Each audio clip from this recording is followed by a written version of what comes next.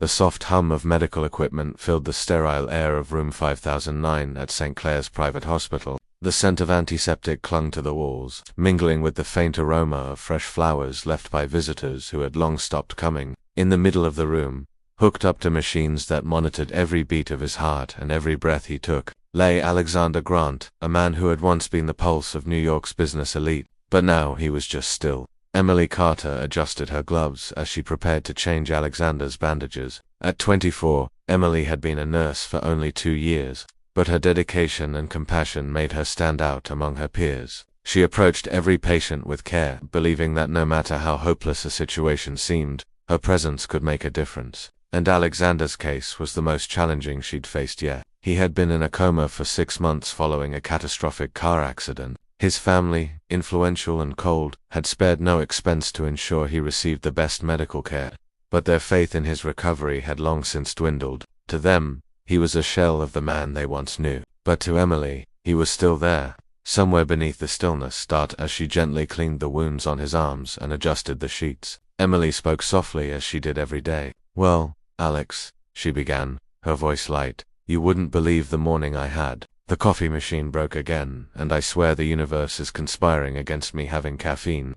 She chuckled to herself, even though she knew there would be no response. "But don't worry, I saved you from hearing me complain for too long." Talking to him had become second nature. It filled the silence, made the room feel less like a waiting tomb and more like a space where life still lingered. She told him about her day, her frustrations, the little victories, and sometimes even her fears. She wasn't sure why she felt so connected to him, but something about Alexander's peaceful, unmoving face made her believe he was listening. Just as she was about to finish adjusting the four, the sharp sound of high heels clicking against the polished floor echoed through the hallway, growing louder until the door swung open with a force that rattled the walls. Victoria Grant, Alexander's mother, swept into the room like a cold wind. She was a woman who wore her wealth like armor, her designer clothes impeccable, her perfectly styled hair not a strand out of place. But her eyes, a piercing shade of ice blue, held no warmth. Emily straightened instinctively, masking her surprise. "What are you doing?" Victoria's voice was sharp, laced with disdain as her gaze swept over Emily. Landing on the gentle way her hands rested on Alexander's arm. Emily removed her gloves, calmly placing them in the bin before turning to face Victoria. "I'm changing his bandages, Mrs. Grant." Victoria's lips curled into a sneer. "I didn't ask what you were doing. I asked why you are the one doing it. I told the hospital I wanted the best for my son, not some novice nurse playing caretaker."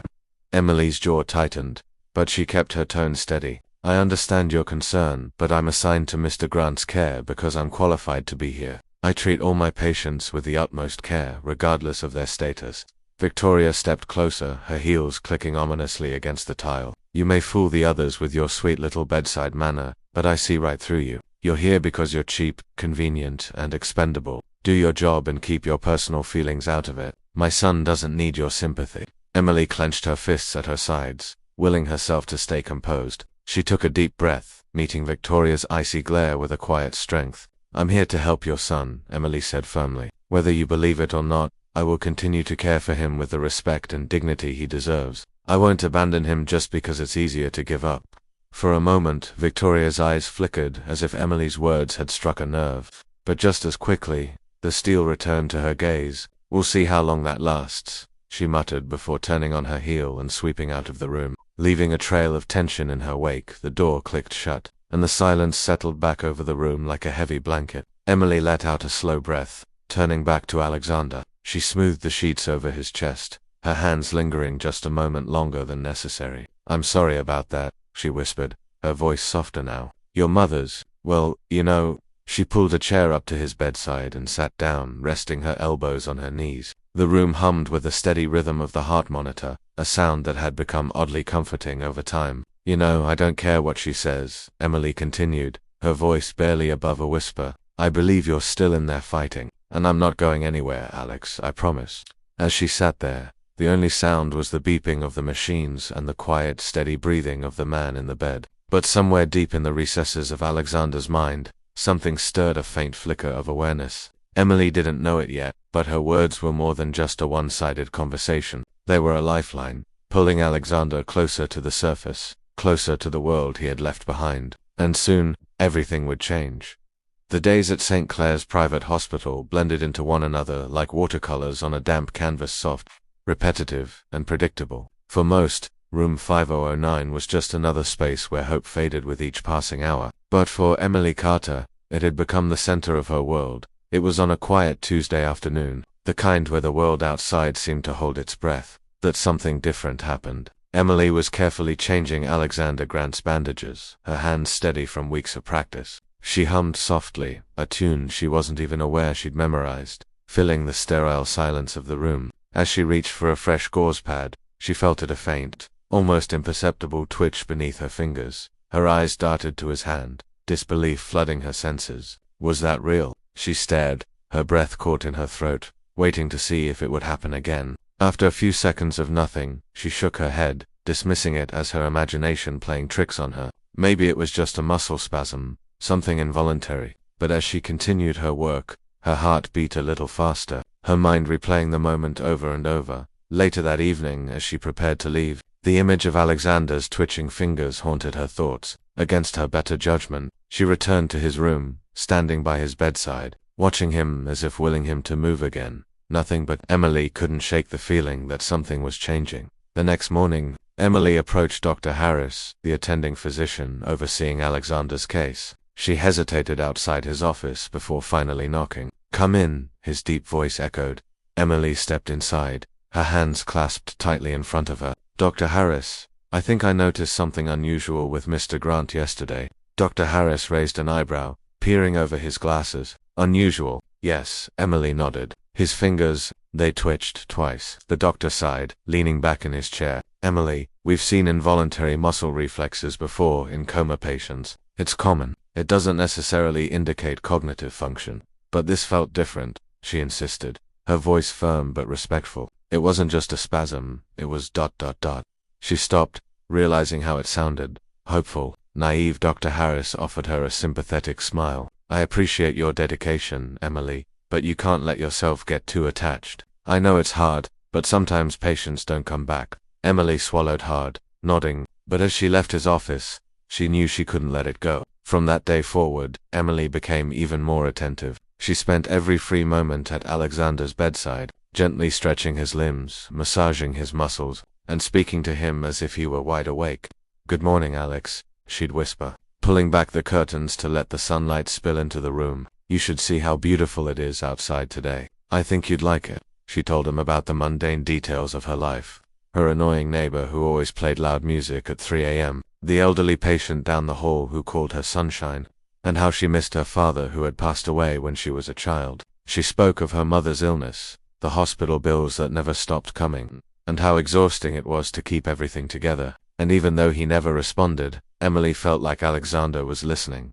One evening, a heavy storm rolled through the city. The rain lashed against the hospital windows, and the steady drum of thunder vibrated through the walls. Emily's shift had technically ended hours ago, but she found herself unable to leave. Something about the storm made her feel like Alexander shouldn't be alone. She pulled a chair closer to his bed, her hands wrapped around a lukewarm cup of coffee. The only light in the room came from the dim glow of the heart monitor, casting soft green reflections on the walls. "You know," she began, her voice barely louder than a whisper, "I used to love storms when I was little. My dad would let me sit by the window with him and we'd count the seconds between the lightning and thunder."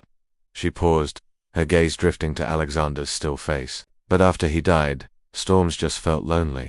The words hung heavy in the room, mingling with the distant rumble of thunder. Emily set her coffee down and reached for Alexander's hand, holding it gently between her own. "I don't know why I'm telling you this," she murmured, her eyes stinging with unshed tears. "Maybe because you're the only one who can't tell me everything will be okay. When it won't. Or maybe, I just don't want to feel like I'm the only one still fighting."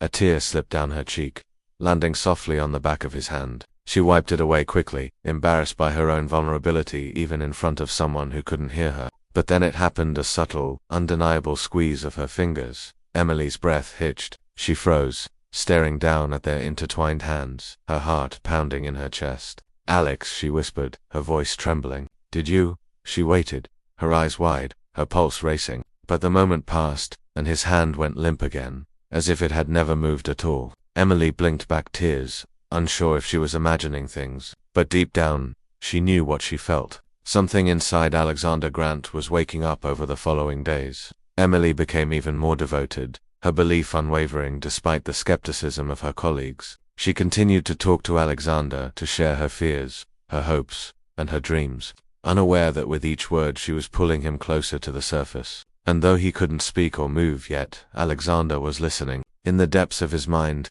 her voice was the anchor holding him steady in the storm of his unconsciousness. The warmth of her touch, the sincerity of her words, they were the lifeline pulling him back to the world. And soon the world would see the impossible happen. The morning sun spilled through the blinds of room 5009, casting soft golden rays across the sterile white sheets. Emily Carter pushed the door open with her usual gentle touch, a cup of coffee in one hand and a clipboard in the other. It was just another routine day or so, she thought, as she stepped inside, ready to greet the man who had become more than just a patient to her. She felt an odd shift in the room. The familiar hum of machines was still there, but something felt different. She glanced at Alexander Grant, expecting the same peaceful stillness that had defined his presence for months, but her breath caught in her throat. Alexander's eyes were open wide, clear and unmistakably aware. They locked onto hers with an intensity that sent a shockwave through her entire body.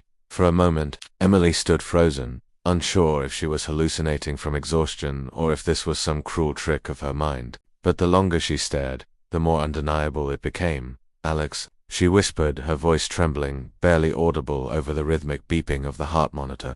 His gaze didn't waver. Those piercing blue eyes, once lifeless and distant, now shimmered with something unmistakably real. Recognition. The coffee slipped from her hand, crashing to the floor and shattering, but she didn't even flinch. Her heart pounded in her chest, a mix of disbelief and overwhelming relief washing over her. She rushed to his side, her fingers fumbling to press the emergency button for assistance. But her eyes never left his dot. "Alex, can you hear me?" she whispered, reaching out to gently brush a stray lock of hair from his forehead. His lips moved ever so slightly, trying to form words that his body wasn't yet ready to produce. But his eyes, they spoke volumes. Tears welled up in Emily's eyes as she gripped his hand, feeling the faintest pressure of his fingers curling around hers. It wasn't strong, but it was real. "You're back," she whispered, her voice breaking. "You're really back." The room soon flooded with doctors and nurses, their faces a mix of shock and professionalism as they rushed to assess Alexander's condition. Dr. Harris, who had long dismissed Emily's hopes, stared in disbelief as Alexander's eyes followed Emily's every movement, as if she were his lifeline in a sea of unfamiliar faces. But through all the chaos, Alexander's gaze never left Emily. Days passed, and Alexander's recovery was nothing short of miraculous. Though his speech was slow to return, his mind was sharp and his determination to heal was relentless. Physical therapy sessions were grueling, but he pushed through them with a focus that astonished the medical staff. But it wasn't the doctors or the specialists he sought after his sessions. It was Emily. Whenever she entered the room, a warmth flickered in his eyes. He'd track her movements with a subtle smile, his fingers tapping gently against the bed whenever she spoke, as if trying to respond even when his voice failed him. And when he finally could speak, the first words he whispered weren't to his family or his doctors, they were to her. It was late one evening, long after visiting hours had ended, when Emily found herself alone with Alexander. The hospital was quiet, save for the distant hum of machines and the occasional soft footsteps echoing down the hall. Emily sat by his bedside, her fingers absent-mindedly tracing patterns on the back of his hand as she recounted the day's events. "I swear, if the coffee machine breaks one more time, I might lose it," she chuckled softly, glancing at him with a fond smile. "You'd think, in a place like this, they'd at least get the basics right." Alexander's lips curled into a faint smile, and then, to her surprise, he spoke, his voice raspy but filled with warmth. "I heard all of it." Emily's breath hitched. She turned to him, her heart pounding. "What?" His eyes met hers, steady and sincere. Every word, every story. Tears welled in Emily's eyes, blurring her vision as the weight of his words sank in. "You kept me alive," he whispered, his voice cracking with emotion. "You saved me." Emily's heart swelled, a mix of relief, disbelief, and something deeper, something she wasn't ready to name. She squeezed his hand gently, blinking back tears. "I was just doing my job," she whispered, though even she knew it wasn't the full truth. Alexander's eyes darkened slightly, his grip tightening ever so slightly around hers. No, it was more than that. As weeks passed, their bond deepened in ways neither of them could have anticipated. Alexander confided in Emily more than anyone else, sharing memories of his life before the accident, his fears about the future, and the loneliness he felt despite being surrounded by wealth and status. Emily, in turn, found herself opening up about her struggles, her father's death, her mother's illness, and the overwhelming pressure of trying to keep everything together. In Alexander, she found not just a patient, but a confidant, a friend. But with that friendship came an undeniable tension. Every lingering glance, every accidental touch sent sparks flying between them. Emily tried to maintain professional boundaries, reminding herself that she was his nurse, nothing more, but her heart betrayed her with every beat. And Alexander felt it too one evening, as the sun set and bathed the room in golden light. Alexander finally broke the silence that had been building between them. "Emily," he whispered, his voice stronger now, more certain. "I need to tell you something." She looked at him, her heart racing. "What is it?" He reached out, his hand trembling slightly as he brushed a strand of hair from her face. His touch sent shivers down her spine. "You didn't just save my life," he murmured, his eyes locking onto hers. "You saved me. You pulled me back when I was ready to let go." Emily's breath hitched, her heart pounding in her chest. "And now," he continued, his voice barely above a whisper, "I can't imagine my life without you." Tears filled Emily's eyes, but she shook her head, her voice trembling. "Alex, I don't know what to say." "Say you feel it too," he whispered, his eyes pleading with hers. "Because I know you do." Emily closed her eyes, battling the whirlwind of emotions inside her. She had fought so hard to keep her feelings at bay, but now, with his heart laid bare before her, she couldn't deny it any longer. When she opened her eyes, she saw the truth reflected in his gaze, the same truth that echoed in her heart. "I do," she whispered, her voice breaking. "I feel it too." And in that moment, amidst the beeping of machines and the soft glow of the fading sun, they both knew their lives had changed forever. The sun had barely risen over St. Clair's private hospital when the storm rolled in not from the skies, but from the polished marble hallways leading to room 5009. Victoria Grant, sharp as ever in her tailored suit and icy demeanor, strode into her son's room unannounced, her high heels clicking against the tile like gunfire. Her eyes, the same piercing blue as Alexander's, immediately darted to where he sat propped up in bed, laughing softly at something Emily had just whispered. It wasn't just the casual intimacy of the moment, the way Emily's hand rested gently on Alexander's arm, or how his eyes sparkled in a way they never did when his mother was around. No, it was something deeper, something Victoria recognized but refused to accept. Her voice sliced through the warmth like a blade. Well, she sneered, folding her arms across her chest. "I see the rumors weren't exaggerated." Emily stiffened, her heart leaping into her throat as she turned to face Victoria. The softness vanished from Alexander's expression, replaced by a guarded tension. "Mother," Alexander said coolly, his voice steady but laced with warning. "What are you doing here?" Victoria's gaze didn't leave Emily. "I should be asking her that." She took a step forward, her eyes narrowing. "Tell me, Miss Carter, how long did it take? How long before you realized you could manipulate my son while he was at his weakest?" Emily's face flushed, a mix of shock and indignation surging through her. "Mrs. Grant, with all due respect, I have never," but Victoria cut her off, her voice rising. "Don't lie to me. You think I can't see what's happening here? You latched onto him while he was helpless, and now you're playing the heroine, hoping to secure a place in his will." Emily's breath caught. The accusation stung deeper than she expected. She opened her mouth to defend herself, but the weight of Victoria's words hung heavy in the room, suffocating. Alexander, sensing Emily's turmoil, snapped, "Enough, mother." His voice boomed, stronger than it had been in weeks. "Emily saved my life. She cares about me. This isn't about money, and you know it." But Victoria's eyes gleamed with cold satisfaction. "Of course she cares. Why wouldn't she? You're Alexander Grant, the millionaire who can give her everything she never had."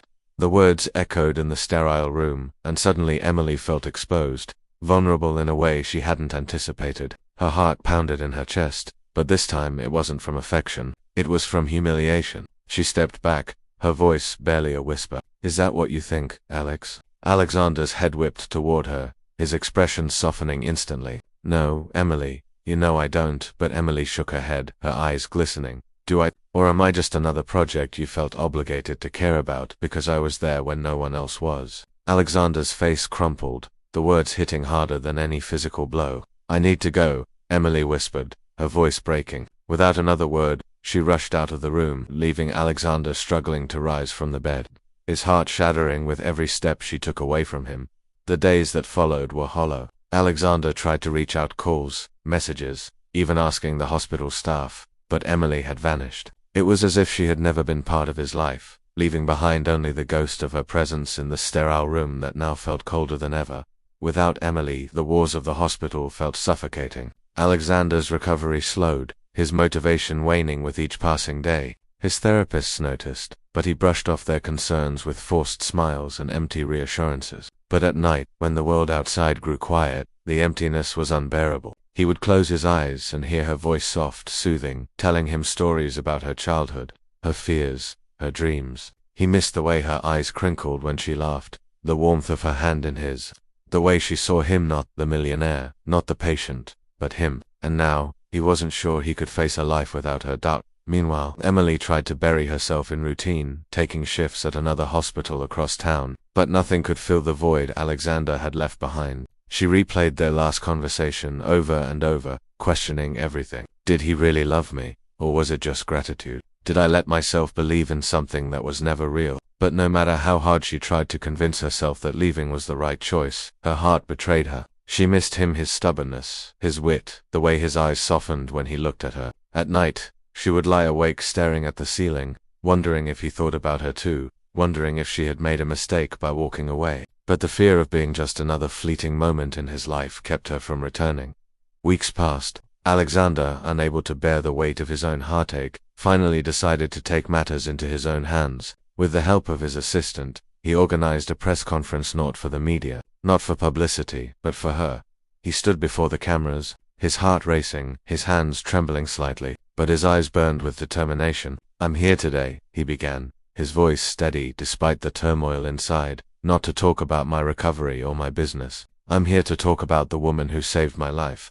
The room fell silent. "Her name is Emily Carter. She was my nurse during the most difficult time of my life. But she was more than that. She was my anchor, my hope, and the reason I'm standing here today." He paused, his throat tightening. "To Emily, if you're watching this, I need you to know, what we shared wasn't just because of my condition. It wasn't gratitude. It was real. You saved me in more ways than you'll ever know, and I'm lost without you." Across town, in her small apartment, Emily sat frozen in front of the TV, tears streaming down her face. His words pierced through every doubt, every fear, and she realized the truth she had been too scared to face.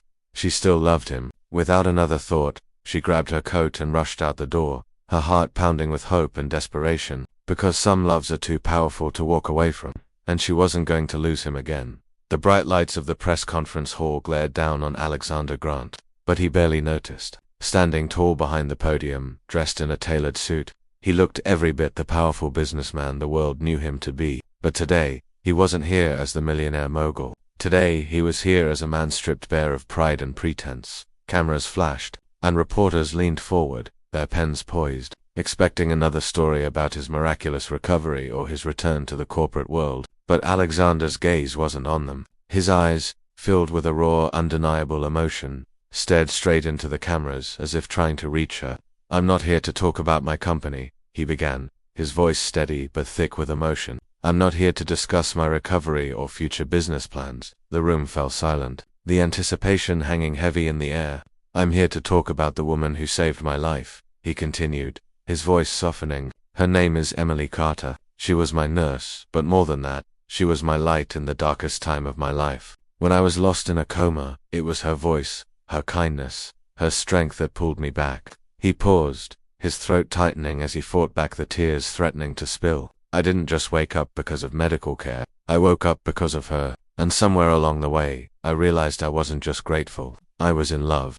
Gasps echoed through the room, but Alexander didn't care. "Emily, if you're watching this," he said, his voice trembling, "I need you to know, what we shared wasn't just circumstance. It was real. I love you, and I don't want to live another day without you." Miles away in her tiny apartment, Emily Carter sat frozen in front of her old television, tears streaming down her cheeks. She could barely breathe as Alexander's words washed over her, breaking down every wall she had built around her heart. She thought back to every moment they had shared, his soft smiles, the way his eyes lit up when she walked into the room, the gentle way he had touched her hand. It wasn't just gratitude, it was love. She had been too afraid to believe it before, but now, hearing him confess it to the world, there was no denying it. Grabbing her coat, Emily rushed out the door, her heart pounding as if it were trying to lead her back to him. At St. Clair's private hospital, Alexander sat in the physical therapy room, his mind replaying the press conference over and over. Doubts crept in. What if she didn't see it? What if she didn't believe me? Just as he was about to lose hope, the door creaked open. He turned, and there she was. Emily stood in the doorway, her eyes glistening with tears, her breath shaky as she took him in. For a moment, neither of them moved, the world around them fading away. Then, with a surge of determination, Alexander pushed himself up from the chair. His legs trembled beneath him, the pain sharp, but he didn't care. With the help of his crutches, he took one step, then another, until he stood just inches from her. Emily's heart ached at the sight, but it was the look in his eyes that broke her completely. Vulnerable, filled with a love so pure, it made her breath hitch. Without thinking, she threw her arms around him, burying her face in his chest as sobs racked her body. "I'm so sorry," she whispered through her tears. "I should have never left. I love you, Alex. I've loved you for so long." Alexander's arms tightened around her, his own tears falling freely now. "You're here," he whispered, his voice cracking. "That's all that matters." They stood there, wrapped in each other's embrace, letting the world fall away. In that moment, all the pain, all the misunderstandings faded into nothing. All that remained was them. Months later, life had found a new rhythm. Emily opened a community health clinic, dedicating her life to helping those who couldn't afford the care they needed. Alexander, stepping away from the ruthless world of business, focused on charitable work, using his wealth to fund programs for underprivileged communities. But more importantly, they built a life together, a life filled with laughter, love, and healing. Their days were no longer defined by the walls of a hospital, but by the adventures they shared, and the simple joy of being by each other's side. They weren't just lovers, they were partners, soulmates, and as they sat on the porch of their small countryside home, watching the sunset over the horizon, Emily rested her head on Alexander's shoulder, whispering the words that had brought them back to each other. "You saved me, too." And so Emily and Alexander found not just healing, but a love that defied all odds, a love born in silence, nurtured through struggle, and solidified in the face of every obstacle life threw their way. Their journey reminds us that sometimes the people who save us are the ones we least expect. And in the end, love isn't about grand gestures or perfect timing. It's about being there when it matters most. If this story touched your heart, don't forget to like, share, and subscribe to Soul-Stirring Stories for more tales of love, resilience, and unexpected miracles. Turn on your notifications so you never miss a story that could inspire you or even change your life. Thank you for watching, and we'll see you in the next heartwarming story.